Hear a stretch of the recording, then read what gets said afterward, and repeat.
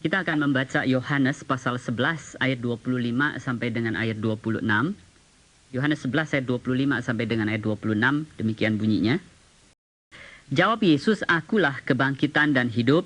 Barang siapa percaya kepadaku, ia akan hidup walaupun ia sudah mati. Dan setiap orang yang hidup dan yang percaya kepadaku tidak akan mati selama-lamanya. Percayakah engkau akan hal ini?" Kalau kita membaca Injil Yohanes, khususnya pada pasal-pasal penutup, di mana ada beberapa kata yang penting untuk kita perhatikan, dia berkata, memang masih banyak tanda-tanda lain yang dibuat Yesus di depan mata murid-muridnya yang tidak tercatat dalam kitab ini. Itu dalam pasal 20 ayat 30. Kemudian di dalam pasal 21 ayat 25, dia menulis begini, masih banyak hal-hal lain lagi yang diperbuat oleh Yesus, tetapi jikalau semuanya itu harus kutuliskan satu persatu, maka agaknya dunia ini tidak dapat memuat semua kitab yang harus ditulis itu. Nah, jika dilihat dari dua ayat ini, di mana Yohanes mengatakan ada begitu banyak yang dia tidak catat, maka memang kita sangat terkejut melihat penyaringan, pengendalian diri yang Yohanes miliki, waktu dia mencatat sampai terkesan kikir, hanya ada sedikit mujizat di dalam Injil Yohanes. Saudara tahu berapa mujizat yang dicatat oleh Yohanes? Kalau tadi dia katakan kalau mau ditulis dunia muat dengan tulisan itu, walaupun itu hiperbola, tetapi kalau kita lihat dibandingkan dengan yang dia pilih dia tulis, sangat mengagetkan kita. Hanya mencatat dalam Injilnya 7 mujizat. Secara cepat saya sebutkan, kalau kita mengetahui itu. Yang pertama, dia mengubah air menjadi anggur di pasal 2. Kemudian dia menyembuhkan anak pegawai istana di pasal 4. Di pasal 5, dia menyembuhkan orang lumpuh. Kemudian mujizat yang keempat, dia memberi makan 5.000 orang di pasal 6 itu. Kemudian masih di pasal yang sama, dia berjalan di atas air. Di pasal ke-9, mujizat yang ke-6, dia mencelikan mata orang buta. Dan yang terakhir adalah membangkitkan Lazarus dari kematian, sebagaimana yang kita baca di pasal 11. Yang pertama-tama ingin saya mengajak saudara-saudara dari ayat ini merenungkan hubungan mujizat dengan person atau kepribadian dan karya Kristus. Kita bertanya mengapa Yohanes hanya memilih 7? Apakah itu? Jelas tidak. Karena Yohanes sangat suka bermain dengan angka 7. Itu terlihat di dalam Injil maupun di dalam surat Wahyu. Angka 7 itu dimengerti sebagai angka ilahi, angka sempurna. Dengan demikian, dengan 7 mujizat ini, dengan sempurna Yesus dibuktikan bahwa dia adalah anak Allah. Itu tujuan Yohanes menulis Injil ini menurut catatan yang dia tulis di pasal 20 ayat 31. Nah, sekarang kita melihat kalau demikian dengan meletakkan Lazarus dibangkitkan dari orang mati sebagai mujizat terakhir, berarti mujizat ini memang diletakkan sebagai final, sebagai puncak, dan dipandang sebagai mujizat yang terbesar daripada mujizat-mujizat sebelumnya.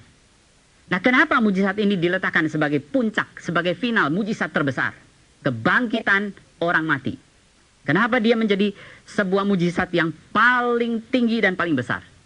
Saudara-saudara, kalau kita membaca konteks Injil Yohanes, maka kita bisa menjawab pertanyaan ini. Karena setelah mujizat ini, kita melihat Yesus akan mengakhiri pelayanannya bagi orang banyak, dan dia akan memulai sebuah tahap pelayanan yang baru, yaitu menyiapkan muridnya untuk 2 hal. Yang pertama, dia harus siapkan muridnya untuk sebentar lagi dia tinggalkan. Karena dia akan naik ke atas kayu salib dan akan mengecap kematian. Yang kedua, dia harus menyiapkan murid teruskan pelayanan Kristus, pelayanannya nanti di bumi setelah dia kembali kepada Bapaknya.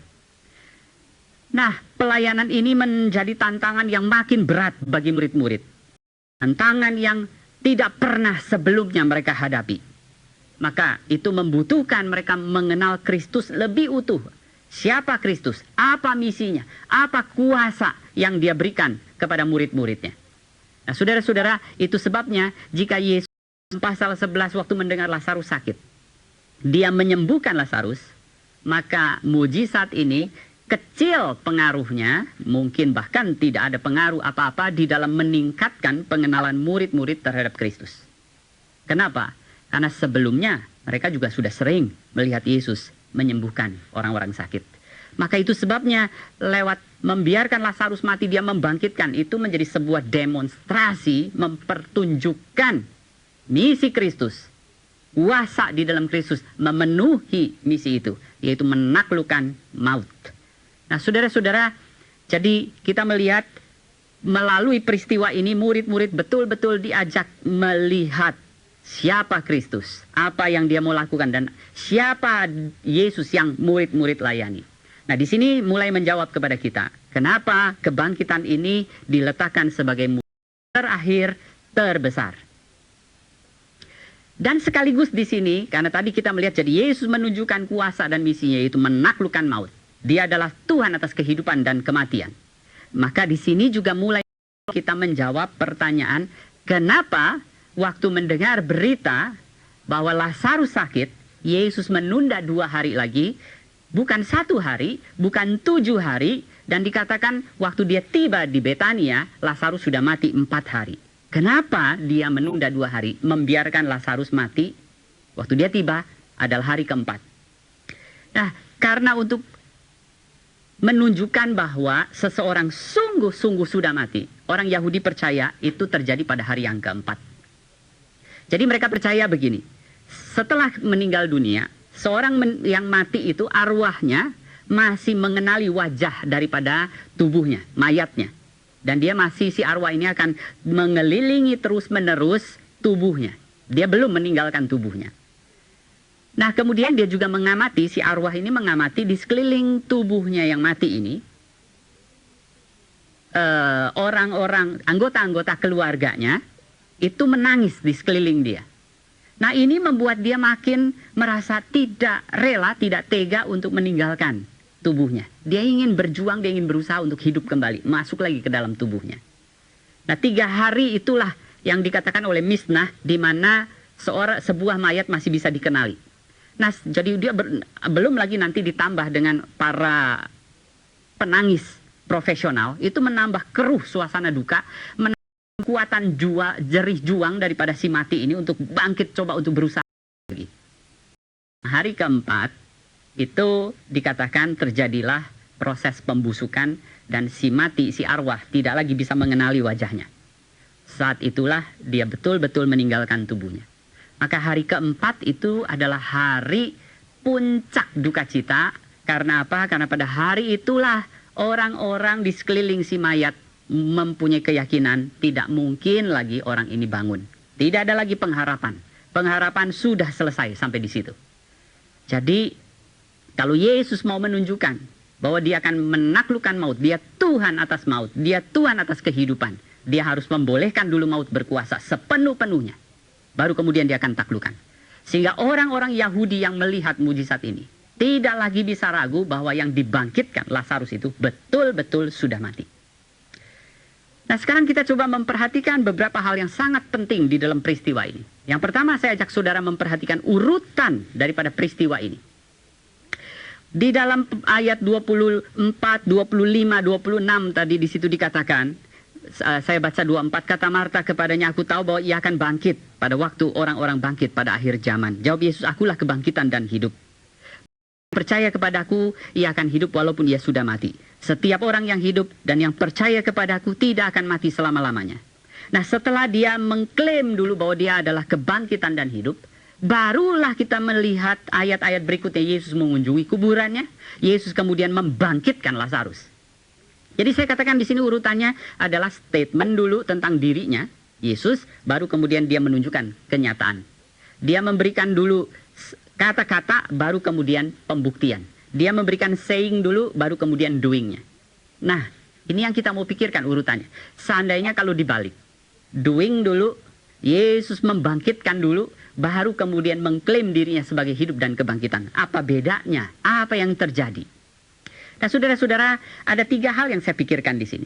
Yang pertama, antara kata baru tindakan, kata baru bukti, dengan bertindak dulu, fakta dulu, baru kemudian menyimpulkan melalui kata-kata.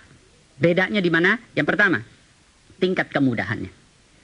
Sangat berbeda tingkat kemudahannya. Kalau Yesus berkata, akulah kebangkitan dan hidup, kemudian dia mulai coba membangkitkan Lazarus, ternyata Lazarus tidak bangkit, maka orang akan berkata dia pendusta. Orang akan merasa dibohongi oleh Yesus.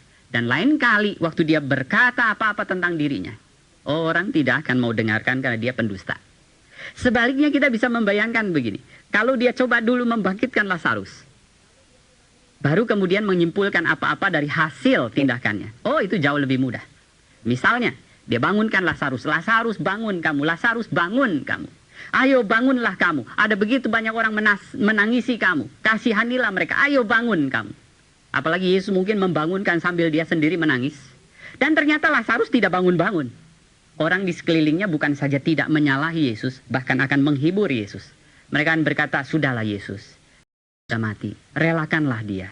Sudahlah, dia tidak akan bangun lagi. Tingkat kemudahannya lain. Yang kedua, kalau urutannya adalah kata dulu, baru tindakan, dengan tindakan, baru kemudian kata, itu hubungan sebab dan akibatnya juga berbeda. Nah, pada pola yang kita katakan dia berkata dulu, dia bertindak dulu, baru kemudian mengatakan tentang dirinya, itu berarti siapa Yesus itu adalah hasil akibat daripada tindakannya. Nah, kalau seperti ini, maka kalau Yesus sudah membangkitkan Lazarus, setelah itu bolehkah dia menyimpulkan akulah kebangkitan dan hidup? Jelas tidak boleh. Berapa kali Yesus harus membangkitkan orang mati, baru kemudian mengklaim dirinya kebangkitan dan hidup? Kira susah. Dia baru 2 kali, dia belum boleh mengklaim. Kalau dia 3 kali pernah membangunkan orang mati, dia belum boleh mengklaim bahwa dia adalah kebangkitan dan hidup. Contoh begini, dalam pelayanan saya tentu ada doa-doa yang saya jelas sekali melihat Tuhan menjawab doa saya. Saya khususnya di dalam pengalaman berdoa bagi orang sakit yang sudah sekarat. Sehingga baik yang sakit, anggota keluarga itu memohon supaya saya boleh mendoakan, meminta tolong saya mendoakan supaya Tuhan menjemput mereka pulang ke surga. Nah, saya berdoa. Memang ada jelas sekali saya melihat orang-orang yang saya doakan, bukan 1 orang, bukan 2 orang, yang saya langsung melihat bagaimana Tuhan menjawab. Tuhan jemput mereka pulang ke surga. Nah, kalau sudah begini, apakah saya boleh mengklaim, aku nih ahlinya berdoa bagi orang sekarat? Jelas belum boleh. Kenapa? Karena ternyata banyak juga kegagalan. Orang sakit yang saya doakan untuk supaya dijemput pulang, toh bukan saja tidak dijemput pulang, malah dia sembuh. Jadi kalau Yesus baru membangkitkan 1 kali, dia paling banter boleh berkata, aku sudah pernah membangkitkan 1 kali. Tapi mengatakan aku adalah, belum boleh. Atau kalau dia sudah pernah 3 kali, dia cuma boleh berkata, aku pernah berhasil 2 kali atau 20 kali. Tetapi siapa yang tahu kali ke-21 atau kali ke-25 dia akan gagal. Jadi tidak bisa Yesus kalau hasil bertindak kemudian mengklaim akulah kebangkitan hidup. Sebaliknya, kalau dia berkata akulah kebangkitan, akulah hidup, kemudian dia membuktikan apa yang dia katakan. Dia bangkitkan Lazarus, maka kita melihat di situ pembangkitan Lazarus itu adalah akibat daripada siapa Yesus itu. Bangkitnya Lazarus hanyalah sesuatu yang terjadi karena Yesus adalah hidup dan kebangkitan. Maka kalau demikian, siapa Kristus itulah sumber, itulah penyebab yang mengakibatkan bangkitnya Lazarus. Ini memberi kita jaminan, maka kapanpun, dimanapun, ketika Kristus mau membangkitkan orang mati, maka tidak pernah dia akan gagal. Sesungguh-sungguhnya dia selalu adalah pemenang atas kematian. Dia adalah sumber kehidupan dan adalah kehidupan itu sendiri. Yang ketiga, tantangan imannya berbeda. Kalau dia bekerja dulu, bangkitkan Lazarus, kemudian baru berkata, akulah kebangkitan dan hidup, percayakah engkau? Lebih mudah untuk orang percaya.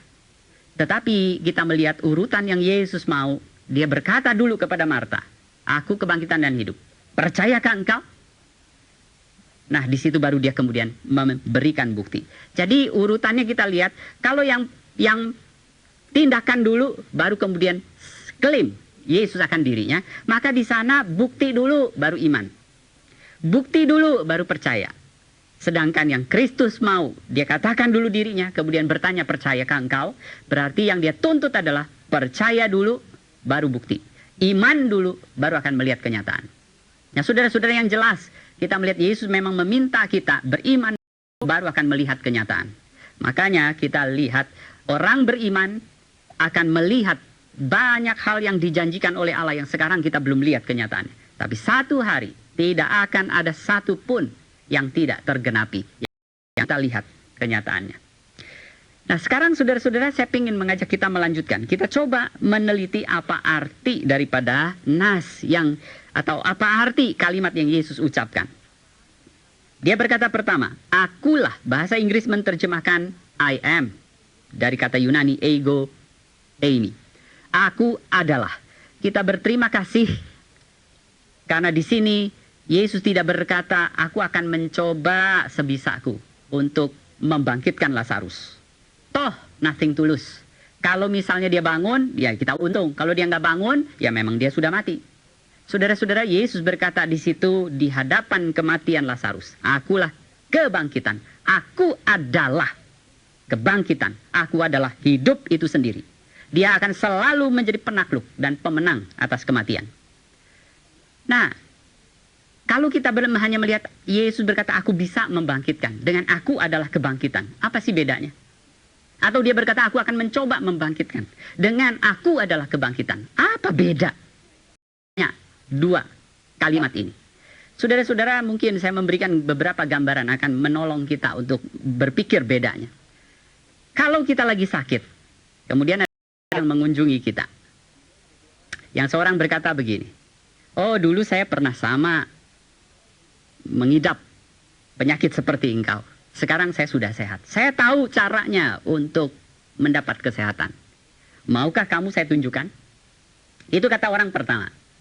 Orang kedua berkata kepada kita, akulah kesembuhan. Nah, apa bedanya menerima orang pertama dengan orang kedua? Hal contoh lain lagi, kita ada di dalam sebuah kegelapan. Kita ada di tempat yang sangat gelap. Kemudian dua orang datang mau menolong kita. Yang pertama berkata, mari ikut aku, engkau akan kubawa ke tempat terang.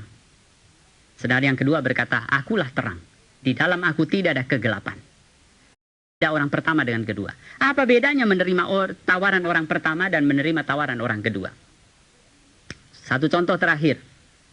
Kalau kita hidup di dalam dosa dan kita hidup di dalam maut, kemudian dua orang datang untuk menawarkan kebebasan kepada kita. Yang pertama berkata begini, setelah melalui waktu yang lama, saya terus mencari, akhirnya kira-kira saya tahu caranya mencari jalan kebebasan dari dosa. Maukah aku beritahu cara itu kepadamu? Sedang orang berkata, yang lain, yang kedua berkata, aku adalah kebebasan dari dosa. Nah saudara-saudara, yang mana kita mau ikut? Apa bedanya menerima yang pertama dengan menerima yang kedua? Saudara-saudara jelas. Kalau Yesus cuma berkata, aku bisa. Aku mau mencoba. Dengan dia berkata, akulah kebangkitan, akulah hidup. Melihat waktu Yesus adalah kebangkitan dan hidup, maka menerima dia, karena dia adalah kebangkitan dan hidup, maka waktu kita terima, jelas yang kita terima adalah kebangkitan dan hidup. Maka saat itu juga kita langsung memiliki kebangkitan dan hidup di dalam hidup kita. Sama seperti orang sakit tadi. Kalau dia berkata, maukah? Orang yang besok pertama berkata, mau saya caranya. Maka dia belum tentu nanti akan mencapai kesehatan, mendapat kesehatan. Tapi kalau dia menerima orang kedua yang berkata, aku adalah kesehatan. Begitu dia terima, langsung dia akan menerima kesehatan itu. Jelas tidak sama. Yesus berkata, aku adalah kebangkitan dan hidup. Sekarang kita coba memperhatikan kata kebangkitan dan hidup. Apa artinya itu? Yang pertama Yesus berkata, setelah dia katakan aku adalah kebangkitan dan hidup, kita lihat pertama dia katakan apa artinya kebangkitan. Dia katakan, barang siapa percaya kepadaku, walaupun ia sudah mati, ia akan hidup. Dia menjelaskan, dan setiap orang yang hidup dan yang percaya kepadaku tidak akan mati selama-lamanya. Jadi kita perhatikan di sini, setelah Yesus berkata aku kebangkitan dan hidup, maka dia tentang kebangkitan dia jelaskan. Kalaupun orangnya sudah mati, dia akan hidup. Tentang hidup, Yesus berkata, kalau dia hidup, maka dia tidak akan mati selama-lamanya. Nah, apa artinya? Apakah di sini Yesus mengartikan seperti Lazarus kalau mati nanti dia karena percaya kepada dia itu akan bangkit, setelah bangkit tidak akan pernah mati lagi? Jelas bukan pengertian jasmania seperti ini, karena orang percaya kepada Kristus. Kita toh melihat mereka semua mati. Dan termasuk Lazarus yang sudah dibangkitkan dari kematian, toh akhirnya mati lagi. Jadi jelas di situ bukan dalam pengertian mati dan hidup jasmania. Kalau kita memperhatikan seluruh Injil Yohanes, ketika dia mengkaitkan hidup yang diperoleh dengan percaya kepada Kristus, jelas hidup di situ bukan hidup jasmani. Yang kedua, kalau kita memperhatikan bagaimana Yohanes mengatur Injilnya, dia suka dari latar natural alamiah, kita diajak naik kepada latar spiritual rohani.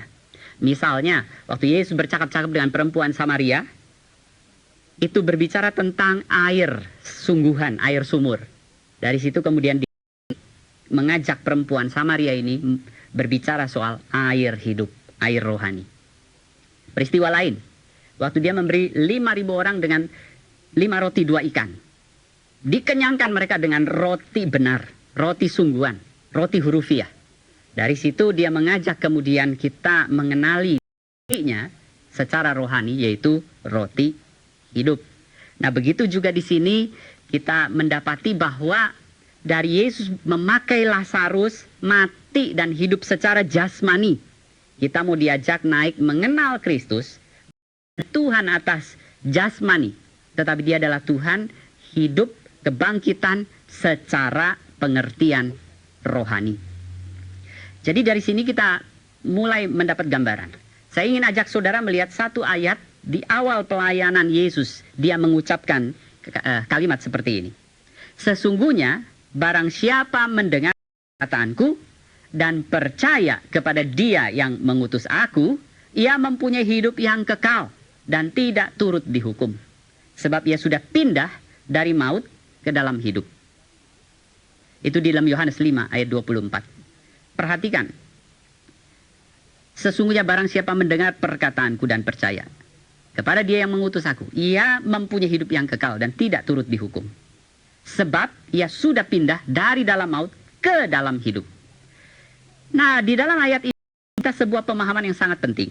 Bahwa manusia di dalam dosa itu bukan berjalan menuju maut. Bukan. Dia bukan berjalan menuju maut, melainkan sudah ada di dalam maut. Dan di dalam maut itu dia sedang berjalan menuju maut yang lebih mengerikan, yaitu kematian kekal atau kematian kedua. Yang disebut di dalam Wahyu 20 ayat 14. Saya ulangi. Jadi seorang di dalam dosa dia sudah hidup dalam maut, dan dia sedang berjalan menuju maut yang lebih mengerikan, yaitu kematian yang kedua. Dia sudah ada di dalam kematian rohani yang akan memimpin dia kepada kehidupan, memimpin dia pada kematian secara kekal, secara total. Jadi kita lihat hidup yang mati rohani itu adalah hidup tanpa Allah. Hidup yang dipisahkan dari Allah. Ini tidak berarti manusia tidak beragama. Justru kita melihat ateisme atau agama itu makin mendukung, membuktikan bahwa manusia itu mati rohani, hidup tanpa Allah. Ateisme jelas menolak keberadaan Allah. Tidak mau ada hubungan dengan Allah. Agama menunjukkan kepada kita manusia sedang berusaha menemukan Allah. Jadi kita lihat di situ kematian rohani, manusia hidup di dalam maut dan dia sedang berjalan mengalami maut secara sepenuhnya di masa akan datang. Maka saudara-saudara ini menjadi penting. Kematian, maut itu bukan realitas masa depan belaka. Tetapi sudah dialami saat ini juga. Kita saat ini sudah mengalami upah dosa adalah maut. Dan kita terus berjalan untuk mengalami kegenapan, kepenuhan maut itu di masa akan depan. Masa depan yang akan kita masuki melalui kematian jasmani. Jadi sederhana. Saya sekarang di dalam dosa, saya hidup dalam maut. Melalui kematian jasmani, saya akan masuk ke dalam maut kekal. Saya akan mengalami, mengecap kematian secara sepenuh-penuhnya. Kematian kedua. Nah, saudara-saudara, jadi kematian itu, maut itu bukan masa depan saja, di mana saya akan alami itu secara sempurna, tetapi itu sudah menerobos masuk kepada masa kini kita. Maut yang sempurna itu sudah bisa dikecap hari ini, bukan dalam pengertian sepenuh-penuhnya. Bagaimana kita melihat bahwa maut itu dikecap hari ini? Maut sudah kita hidupi hari ini, dan kita sedang menuju pada kematian yang sepenuh-penuhnya, maut yang paling mengerikan. Nah, salah satu cara, ada berbagai cara sebetulnya untuk kita melihat bahwa sekarang ini pun kita sudah mengecap apa yang disebut maut itu. Salah satu cara adalah waktu kita mengecap, merasakan apa itu kehilangan. Apa itu yang namanya tidak lagi bisa dipulihkan. Apa yang kita sebut sesuatu yang tidak bisa dikembalikan kepada keinginan kita yang semula. Nah, itu sebetulnya bentuk di mana kita mengecap maut, dan kita akan mengalami itu sepenuh-penuhnya di masa depan melalui kematian jasmani. Nah, saudara-saudara, apa artinya itu? Kehilangan, menemui jalan buntu, sesuatu ketidakberdayaan di mana kita tidak lagi bisa kembali kepada hal semula yang kita inginkan. Kita menolong dengan berpikir begini. Hal dalam hidup kita menjumpai sakit, penyakit yang bisa diobati. Kita menjumpai yang rusak dan bisa diperbaiki. Yang runtuh kemudian bisa dibangun lagi. WTC bagaimanapun hancurnya itu bisa dibangun lagi. Tetapi kita menjumpai hal-hal yang tidak mungkin diobati, diperbaiki, atau dibangun lagi. Sampai kita bisa berkata nasi sudah jadi bubur. Itu artinya kita sudah tidak mungkin kembali lagi.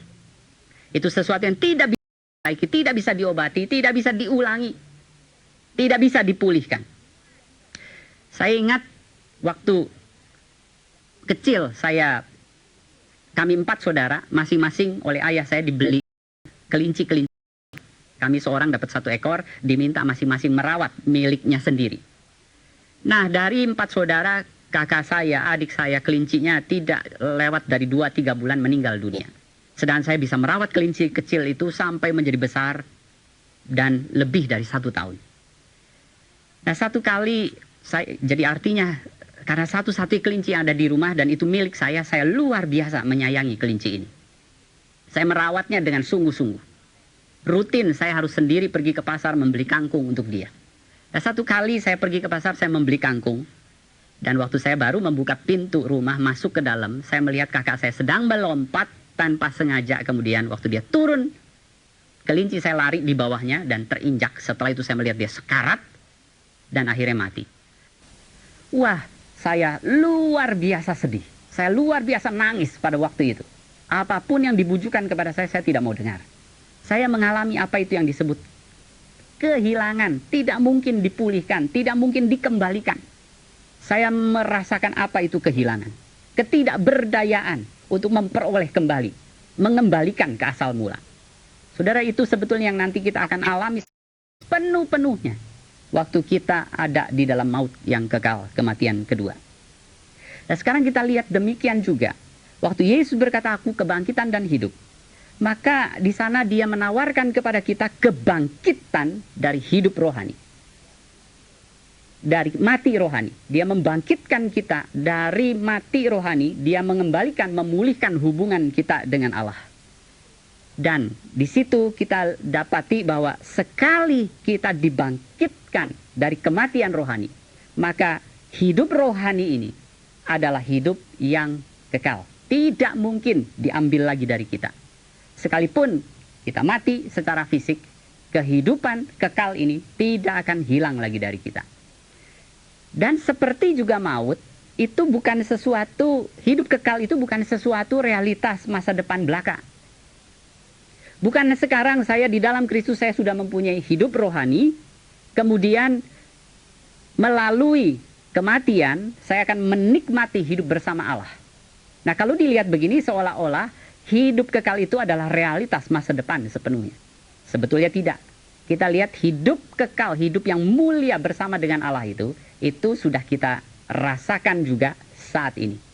Dia adalah sebuah realitas kekinian juga. Walaupun pengalaman hidup yang sepenuh-penuhnya itu memang pengalaman yang tersedia di hadapan kita di masa akan datang. Nah, bagaimana sebetulnya penulis Ibrani di dalam pasal 6 berkata bahwa kita sudah di saat ini bisa mengecap karunia surgawi. Nah, saudara-saudara, saya memberi contoh. Apa artinya mengecap hidup kekal yang realitas masa depan itu di dalam hidup kita saat ini? Hanya mengecap, belum makan, baru mencicipi. Makannya sih nanti. Tetapi bukan berarti seluruhnya tunggu nanti. Sekarang kita bisa nikmati. Itu saudara-saudara kita kecap dalam bentuk, misalnya salah satunya adalah kita punya janji bahwa segala sesuatu bisa dipulihkan. Tidak ada satu pun yang tidak bisa dipulihkan. Tidak ada satu pun yang kita kehilangan tidak bisa dikembalikan. Nah, apa itu maksudnya? Saya mengambil contoh Abraham. Di dalam Ibrani pasal 11, ayat 17 sampai dengan ayat 19. Ibrani pasal 11, ayat 17 sampai dengan ayat 19. Di situ dikatakan, maka Abraham tatkala ia dicobai mempersembahkan Ishak. Ia yang telah menerima janji itu rela mempersembahkan anaknya yang tunggal. Walaupun kepadanya telah dikatakan, keturunan yang berasal dari Ishaklah yang akan disebut keturunanmu. Karena ia berpikir bahwa Allah berkuasa membangkitkan orang-orang sekalipun dari antara orang mati. Dan dari sana ia seakan-akan telah menerimanya kembali. Saudara-saudara, apa yang memberikan Abraham kekuatan menjalani kehilangan yang begitu luar biasa dalam hidupnya? Dia akan kehilangan Ishak. Kalau kita membaca dari pasal 22 kitab Kejadian, kita tahu Ishak waktu diminta Allah disebut sebagai yang tunggal.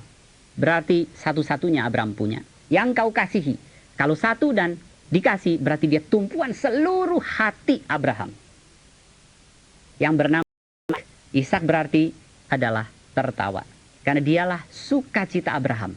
Jadi kalau Ishak diminta Tuhan, tidak tergantikan, dia mengambil seluruh hati Abraham. Berarti waktu dia memberikan Ishak, dia kehilangan seluruh sukacita dalam kehidupannya.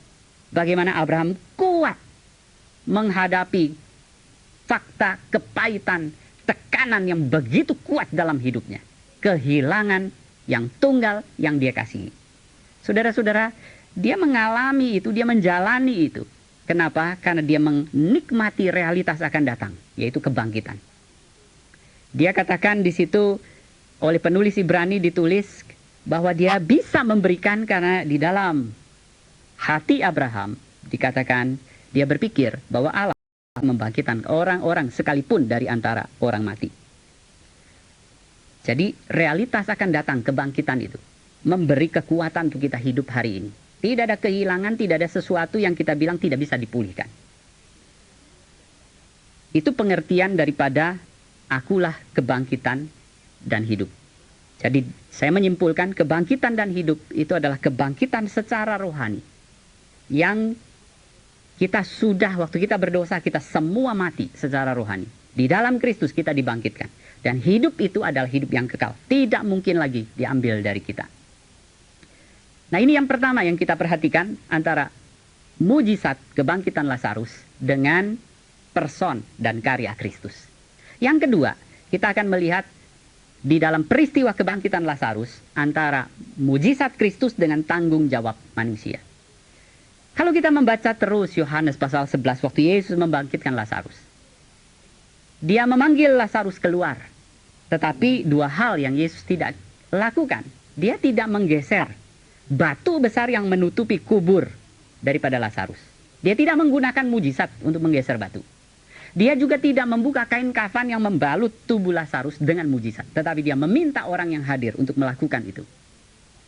Jadi kita melihat mujizat itu bukan sebuah penawaran Allah bagi kita supaya kita membuang tanggung jawab kita karena seluruhnya sudah diambil alih oleh Allah.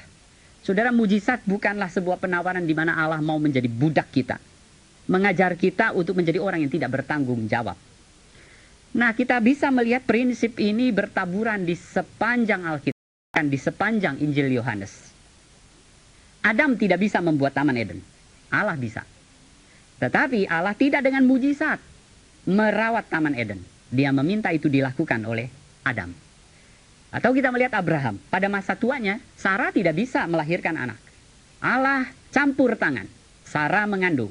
Tetapi untuk melahirkan, merawat, membesarkan Ishak, Allah tidak pakai mujizat. Itu harus dilakukan oleh Abraham dan Sarah. Atau kita lihat lagi contoh yang lain, Musa.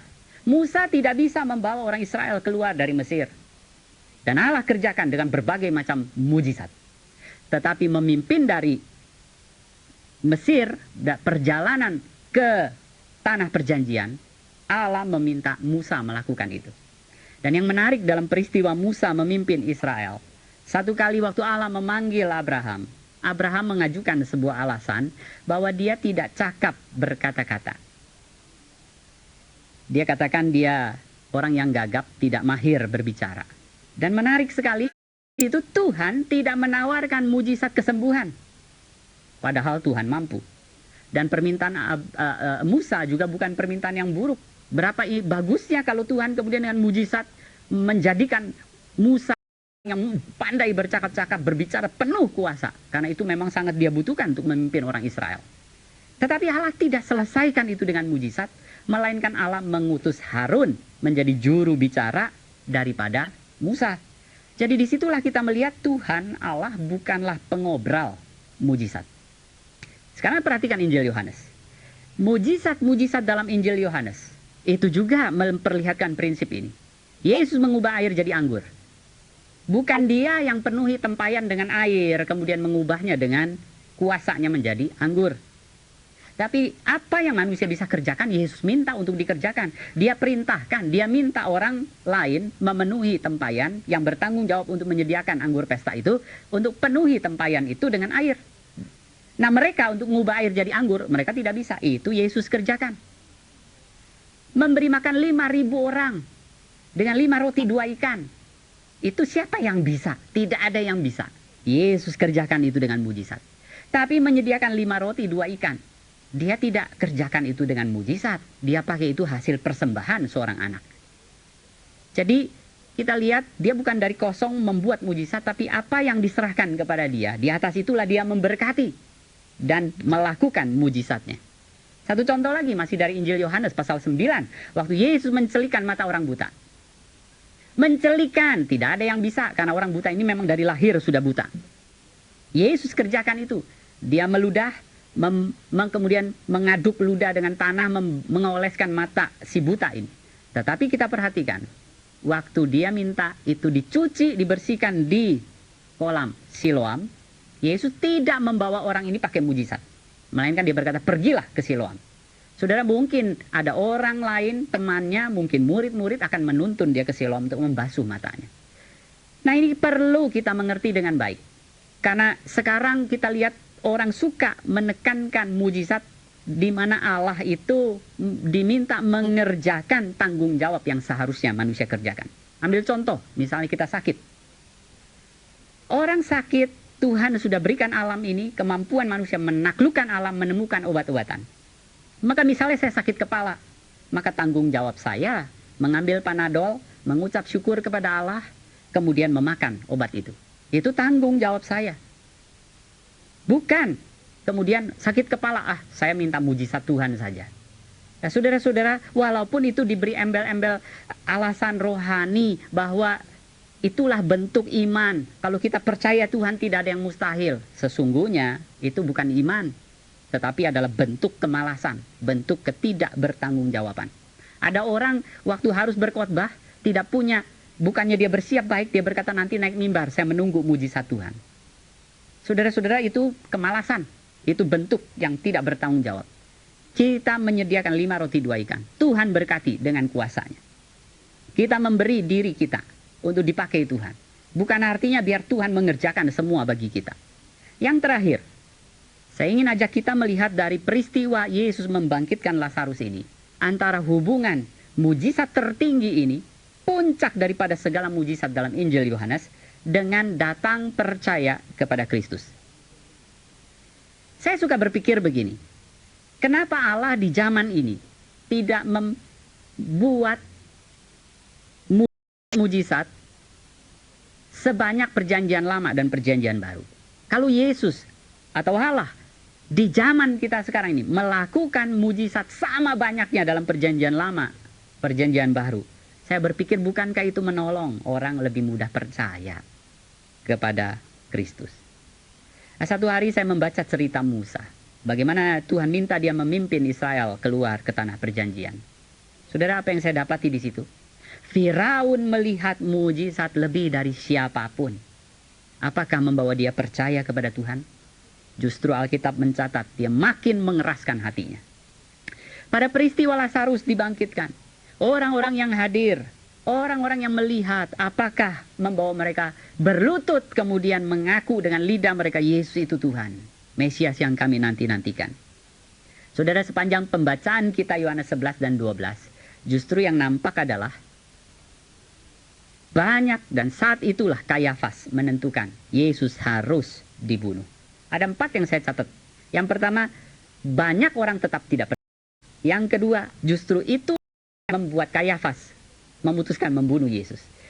Ketiga, mereka bukan saja ingin membunuh Yesus, juga ingin membunuh Lazarus. Dan yang keempat, mereka juga tidak membiarkan orang percaya kepada Kristus. Jadi keliru kalau kita berpikir dengan mujizat orang akan lebih mudah percaya kepada Tuhan. Sama sekali tidak. Sama salahnya kalau kita berpikir tanpa mujizat orang tidak bisa datang percaya kepada Tuhan. Sebetulnya bagaimana orang percaya kepada Tuhan itu adalah belas kasih Tuhan. Kalau Yesus berkata berbahagialah orang yang percaya kepadanya walaupun tidak melihat. Nah, penekanan hari ini adalah berbahagialah orang yang percaya karena melihat. Jadi penekanan kita dengan berkata mujizat membawa orang percaya. Kita selalu mohon supaya ada mujizat dulu, ada fakta dulu, kemudian mengajak orang percaya. Kita sedang melanggar firman Allah. Itu sebabnya dengan penekanan melihat dulu baru percaya. Fakta dulu baru beriman. Orang jadi menekankan sekali pengalamannya. Lebih daripada firman. Dan itu juga yang menyebabkan kekristenan kehilangan keunikannya. Fakta mujizat, ternyata kita lihat apa yang ditawarkan, itu juga bisa dijumpai di dalam agama-agama lain. Sehingga melalui pintu mujizat orang sebetulnya bisa bertemu dengan agama apa saja.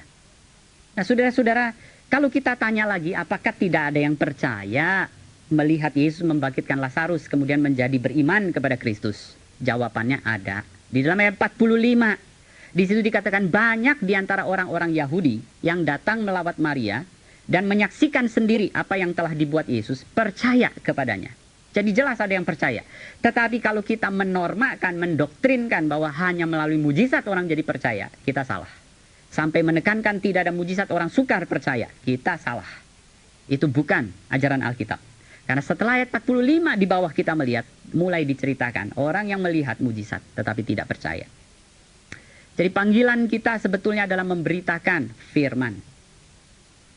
Kita tidak membutuhkan mujizat seperti perjanjian lama dan perjanjian baru. Kenapa? Karena Yesus sudah mengokohkan identitasnya. Yohanes sudah membuktikan sempurna lewat 7 mujizat. Saudara lihat kalau dia berkata ada banyak tanda, dia hanya pilih 7. Berarti dia melihat 7 pun sudah cukup. Jadi tidak perlu ditambah oleh kita berpikir harus ada mujizat ke-8, ke-9 untuk membuktikan Tuhan. Nah, Yohanes sudah dengan 7 mujizat mengokohkan identitas Kristus bahwa dia adalah Mesias, anak Allah, juru selamat. Percaya kepadanya, kita mempunyai hidup kekal. Jadi kita lihat yang kita sekarang kerjakan adalah menyaksikan Kristus yang sepenuhnya itu sudah membuktikan kepada dunia bahwa dia adalah Mesias. Jadi tidak perlu setiap zaman dan setiap orang Yesus harus membuktikan melalui mujizatnya lagi. Tidak perlu. Nah seperti halnya begini. Kalau saya sekolah, kemudian saya lulus, saya diberi selembar ijazah. Saya lulus, saya diberi selembar ijazah. Nah kemudian ada orang yang tidak percaya bahwa ijazah ini adalah bukti kelulusan saya. Saya pernah sekolah di universitas itu, dia tidak pernah percaya bahwa saya lulus dengan angka yang baik seperti tertera dalam ijazah saya. Nah saudara-saudara, untuk membuktikan bahwa saya betul pernah kuliah di sana dan ijazah dengan nilai baik ini benar-benar membuktikan kelulusan saya harus mengulang dari mula lagi, kuliah lagi di depan orang itu. Jelas tidak. Yang saya harus kerjakan adalah membuktikan di dalam sejarah memang saya betul pernah kuliah. di tempat itu dan membuktikan keabsahan ijazah ini. Saudara-saudara, bukan tiap kali kalau orang berkata, saya tidak percaya Yesus, buktikan dengan mujizat. Kita buktikan lagi. Kalau begitu, saudara-saudara, kapan saya, kalau kembali kepada contoh sekolah tadi, kalau ada satu orang tidak percaya, ulang lagi sekolah saya. Setelah selesai, saya ketemu lagi dengan orang lain yang berkata, saya nggak percaya kamu kuliah di sana. Saya harus ulang lagi dari mula, saya kuliah lagi. Nah, saudara-saudara, tidak begitu. Maka begitulah kita lihat waktu kita mau menunjukkan, memberitakan Kristus. Kita tidak membutuhkan lagi Yesus mengulang seluruh mujizatnya. Karena apa? Karena dia sudah mengokohkan dirinya di dalam sejarah bahwa dialah Mesias yang dijanjikan Allah. Percaya kepadanya, kita memiliki hidup kekal. Sekarang sebagai penutup, saudara-saudara, saya mengajak saudara berpikir, seandainya Yesus tidak melakukan mujizat, membangkitkan Lazarus, apa dampaknya itu kepada identitas Kristus? Apa dampaknya itu kepada iman Kristen? Pada ayat 4, Yesus katakan bahwa melalui kebangkitan Lazarus, dia akan dimuliakan. Dan Injil Yohanes memberi kita arti yang sangat jelas. Kemuliaan di situ adalah salib dan kebangkitan Kristus. Benar, melalui dia membangkitkan Lazarus, Yesus diputuskan harus dibunuh. Itu mendekatkan dia tambah kepada salib. Dan bersama-sama dengan kebangkitan Yesus sendiri, kebangkitan Lazarus membuat kita lihat Yesus betul-betul juru selamat yang utuh. Kenapa? Kalau Yesus cuma bisa membangkitkan Lazarus tetapi dia mati dan dia tidak bangkit, maka kita berkata sekalipun dia bisa membangkitkan orang mati, itu tinggal sejarah, tinggal kenangan. Sekarang dia tidak bisa lagi karena dia sudah mati. Sebaliknya kalau dia cuma bisa bangkit pada dirinya sendiri tetapi tidak pernah membangkitkan Lazarus, ya kita cuma bisa berkata, ya itu cuma bermanfaat bagi dirinya sendiri. Saudara-saudara, ada orang yang disalib bersama Yesus berkata, orang lain kau tolong, tetapi dirimu sendiri tidak bisa kau tolong. Dengan Yesus bangkit, dia membangkitkan Lazarus. Dia tunjukkan dia mampu membangkitkan orang lain. Kuasa yang sama, itu juga ada pada dirinya. Dia bangkit dari kematian. Yang kedua, seandainya Lazarus tidak dibangkitkan, maka kita lihat Yesus itu bukan segalanya bagi kita. Dia terbatas. Oh, dia bisa merubah air jadi anggur. Dia bisa merubah 5 roti 2 ikan untuk memberi kenyang banyak orang. Dia bisa jalan di atas air. Tetapi apa gunanya semua ini ketika seorang istri kehilangan suami, anak kehilangan ayah, ayah kehilangan anak karena meninggal dunia. Waktu Yesus datang, saudara-saudara, kepada keluarga-keluarga seperti ini, dia berkata, kalau air saya bisa robah, kalau kamu lapar aku bisa kasih kenyang, kalau kamu kepepet saya bisa tolong, tetapi kalau sampai kepada kematian, pertolonganku hanya sampai di sini. Saudara-saudara, orang-orang yang berduka cita di sini adalah orang yang tidak butuh air dirubah jadi anggur. Mereka tidak butuh roti, mereka tidak butuh Yesus jalan di atas air. Yang mereka butuhkan adalah seorang juru selamat yang utuh dan lengkap, yang bisa menolong di dalam hidup kita di dunia ini, tetapi juga yang menyertai kita kekal di hidup yang akan datang. Ketika hidup di dunia ini berakhir, kita membutuhkan Tuhan atas tubuh, Tuhan atas jiwa. Kita membutuhkan juru selamat seutuh-utuhnya. Tuhan atas kehidupan dan kematian. Tuhan atas kesukaran di dunia ini yang sementara maupun Tuhan di dalam kekekalan. Dengan seluruh mujizat ini kita lihat 1-7. Yesus membuktikan dirinya. Dia Tuhan atas alam. Dia Tuhan atas kematian dan Tuhan atas kehidupan. Yang ketiga saya berpikir, kalau tidak ada mujizat Lazarus dibangkitkan, maka dia bukan kekuatan yang terpokok dalam kehidupan kita. Saudara-saudara, waktu Yesus mengunjungi, Marta berkata begini, Tuhan, sekiranya engkau ada di sini, saudaraku pasti tidak mati. Dengan kata lain, Yesus walaupun hadir, kehadiran itu tidak ada gunanya. Walaupun dia hadir di situ sudah percuma, semua sudah terlambat, nasi sudah jadi bubur. Tidak ada lagi yang bisa dilakukan. Tidak lagi ada yang bisa dirubah. Semuanya sudah terlambat. Ya, Yesus berkata, aku akan membangkitkannya. Dan Lazarus bangkit. Berarti saudara lihat, tidak ada nasi jadi bubur, termasuk kematian pun. Bukan lagi akhir. Dia mampu merubah. Saudara, banyak hal kita tadi katakan sakit bisa diobati. Runtuh bisa dibangun. Tapi waktu orang mati, kita berkata, semuanya sudah terlambat. Tidak lagi bisa ada apapun yang kita bisa kerjakan. Kita lihat Yesus membuat kematian pun bukan sesuatu yang tidak bisa dipulihkan. Tidak ada jalan buntu. Tidak ada sesuatu yang kita berkata sampai di sini Yesus bisa menolong. Tidak ada. Sampai kematian pun itu bukan akhir. Kuasa Yesus bisa menjangkau. Nah, saudara-saudara, jadi kita lihat dia bukan hanya bisa merubah nasi yang sudah jadi bubur. Dia bukan mengajak kita merubah menjadi bubur ayam. Tetapi dia mampu merubah bubur ini kembali menjadi nasi. Bahkan nasi ayam. Jadi mari kita lihat. Di dalam Kristus manusia punya pengharapan. Kita tidak seharusnya mengakhiri perjalanan di bumi kita untuk menuju maut yang lebih mengerikan. Tetapi perjalanan hidup kita mesti menuju hidup yang lebih tinggi. Dan itulah yang Yesus janjikan. Dengan dia berkata, akulah kebangkitan dan hidup. Yesus bertanya satu pertanyaan kepada Marta. Percayakah engkau? Saudara-saudara, jadi artinya semua yang Yesus kerjakan di sini, dia tawarkan. Dan bisa kita terima hanya dengan cara yang sangat sederhana. Yaitu percaya. Sepenuhnya memberi hidup kita kepada dia. Kalau saya berangkat dari Jakarta ke Bandung, saya ke stasiun Gambir, saya melihat kereta Parahyangan, saya percaya dia bisa membawa saya datang. Tapi kalau saya tidak naik ke kereta ini, maka selamanya saya tidak kemana-mana. Saudara, percayanya kita menyerahkan hidup kita, menerima sepenuhnya. Yesus itulah kebangkitan dan hidup. Karena dia adalah kebangkitan dan hidup, maka waktu kita percaya, langsung bawa itu kita miliki. Maukah kita? Kita berdoa. Tuhan kami, karena dosa ada di bawah kutuk dan kuasa maut. Engkaulah Tuhan atas hidup maupun kematian. Jadilah Engkau juru selamat kami, juru selamat yang menolong kami saat kehidupan di sini berat maupun saat kehidupan ini berakhir. Juru selamat yang kepadanya kami dapat mempercayakan tubuh dan jiwa, juru selamat dalam kesementaran dan kekekalan, juru selamat dari sekarang selama-lamanya. Hidup kami taruh di tangan-Mu. Kami bersyukur padamu ya Bapa, di dalam nama Sang Kebangkitan dan Hidup, Yesus Kristus. Amin.